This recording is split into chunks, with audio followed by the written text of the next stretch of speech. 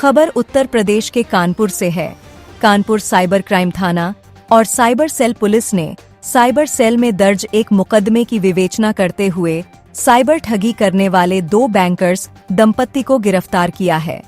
गिरफ्तार दंपत्ति private bank कर्मी है और लोगों की बंद बीमा पॉलिसी के रिन्यूअल का लालच देकर ठगी करते थे।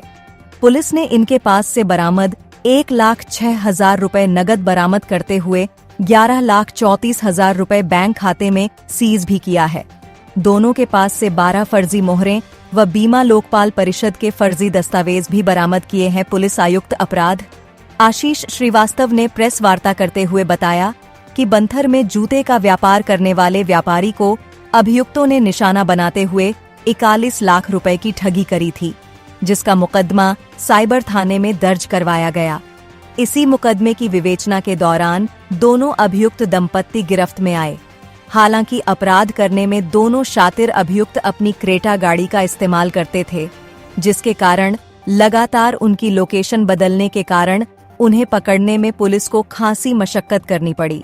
अभियुक्तों से पूछताछ में पता चला कि प्राइवेट डायरेक्टरी साइट के माध्यम से वह दोनों ऐसे लोगों का डाटा खरीदते थे जिनका बीमा किसी कारण से बंद हो गया था या रिन्यूअल के लिए लंबित था। अभियुक्तों से पूछताछ में जानकारी हुई है कि इन दोनों दंपत्ति ने राजस्थान के 2 व्यापारियों समेत कानपुर के जूता व्यापारी को शिकार बनाया। अभियुक्तों के पास से 5,35,000 की ज्वेलरी, 1,06,000 रुपए नगद, 2 आईफोन 4 एंड्रॉयड फोन, 2 कीपैड वाले फोन, 12 फर्जी मोहरें, 2 फर्जी ID card, 1 ATM card, 1 swipe machine, 1 Creta गाड़ी UP16 DV 7 पाइट बरामद किया गया है। साथ ही 11,34,000 रुपया बैंक खाते में सीज भी किया गया है। दोनों अभियुक्त 28 वर्षीय पवन कुमार व 28 वर्षीय रेणु को नोएडा से गिरफ्तार किया गया है। पुलिस के द्वारा आगे की कार्रवाई की जा रही है। पब्लिक समाचार को लाइक सब्सक्राइब करना न भूले।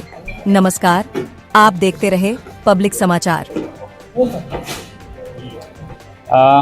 जनपद कानपुर की साइबर क्राइम टीम ने ACP साइबर क्राइम के नेतृत्व में बहुत सराहनीय कार्य किया है। 15 दिन पूर्व एक वादी ने आकर के साइबर थाने पर 41 लाख रुपए के साइबर फ्रॉड के बारे में बताया था, जिसमें उनके द्वारा बताया गया कि पूर्व में उनकी बीमा पॉलिसी लैप्स कर गई थी क्योंकि वो पेमेंट जो इंस्टॉलमेंट्स का पेमेंट टाइमली नहीं कर पाए थे। उसके बाद उनके पास अभियुक्त का फ़ोन आया और उसने बताया कि वो इंश्योरेंस ओम्बुड्समैन के यहाँ से फ़ोन कर रहा है और ऐसा उसको इनकी पॉलिसी के बारे में जानकारी हुई है और इंश्योरेंस जो कंपनी है उसने अपनी इंटरनल ऑडिट के थ्रू इनका केस को निकाला और इसमें अगर ये इतना पैसा दे देंगे तो वापस से अपना जो इनका पेमेंट ड्यू है वो ले सकते हैं। इस प्रकार से इनको अपने झांसे में लिया और धीरे धीरे करके इनसे 41 लाख रुपए अपने अकाउंटों में डलवा लिए। जब इनको समझ में आया कि ये एक तरह का साइबर फ्रॉड है, तब ये जनपद कानपुर के साइबर थाने पर आए और तत्काल इनका अभियोग पंजीकृत किया गया। जिन अकाउंटों में पैसा गया था और जिन नंबरों से इनको कॉल आ रही थी उन नंबरों को वर्क किया गया, जिसके आधार पर कल साइबर क्राइम थाने की टीम ने नोएडा से इन दोनों अभियुक्तों को, जो पति पत्नी हैं, गिरफ्तार किया है।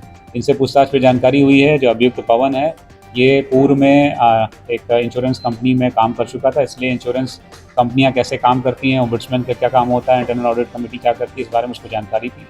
इस आधार पर उसने फेक आईडीज़, फेक मोहर वगैरह बनाए और फिर उसने जस्ट डायल के माध्यम से अपने कुछ ऐसे कॉन्टैक्ट्स निकाले जिनकी इंश्योरेंस जो पॉलिसी थी वो लैप्स हो रही थी और फिर उनको फ़ोन करना शुरू किया।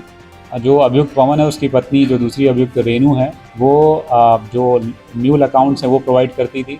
वहाँ से पैसे एक खाते से दूसरे खाते में निकालना, कहीं बाहर लेके आना और जो नंबरों से कॉल होते हैं उन नंबरों को डेटा रखना, ये सारा काम वो करती थी। और मुख्य रूप से कॉल करना और अभियुक्तों वादियों को फंसाना, विक्टिम्स को अपनी बातों में उलझाना और उनसे पैसा निकलवाना, ये काम अभियुक्त पवन करता था। इनके पास से हमने 1 लाख रुपए नगद और इनके अकाउंट में 11.5 लाख रुपए लगभग फ्रीज कराए हैं और लगभग 5.5 लाख रुपए के जेवर इनके पास से बरामद हुए हैं। क्रेटा गाड़ी बरामद हुई है, लगभग 8 फ़ोन बरामद हुए जिसमें से 2 आईफोन हैं। इनके द्वारा अभी तक पूछताछ में 2 अन्य विक्टिम्स के बारे में बताया गया है जो राजस्थान और अहमदाबाद के, जिनसे इन्होंने पैसे लिए हैं या उनसे प्राप्त किए हैं। उनके बारे में अभी हम जानकारी कर रहे हैं और इनके द्वारा और किस तरीके से फ्रॉड किया जाता था और कितने लोगों को इन्होंने ठगा है, इस बारे में हम आगे जानकारी करके कार्रवाई करेंगे। जनपद के बैंक में काम करता था, उसकी खासी सैलरी थी, उसके बाद इन लोगों ने ये काम शुरू किया। तो कोई इंस्टेंट ज़रूरत थी इनकी, कोई ऐसा सपना था, किस तरह से काम किया? नहीं, बैंक ये प्राइवेट सेक्टर में काम करते थे, तो सैलरी ऐसी नहीं थी कि बहुत अच्छी हो। और चूँकि पूर्व से भी, जैसा उसने अपनी पूछताछ में बताया है कि अभियुक्त पूर्व में भी एक कॉल सेंटर में जहाँ पे इंश्योरेंस का फ्रॉड होता था उसमें काम कर चुका था, तो उसको इस काम का आइडिया था।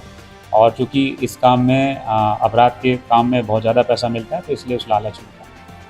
अभी तक इनके द्वारा कितने फ्रॉड किए जाने का मामला सामने आया, तो उसका आपने क्या बताया? अभी तक इन्होंने एक हमारा विक्टिम को ठगना और 2 अन्य विक्टिम्स के बारे में बताया, 3 लोग।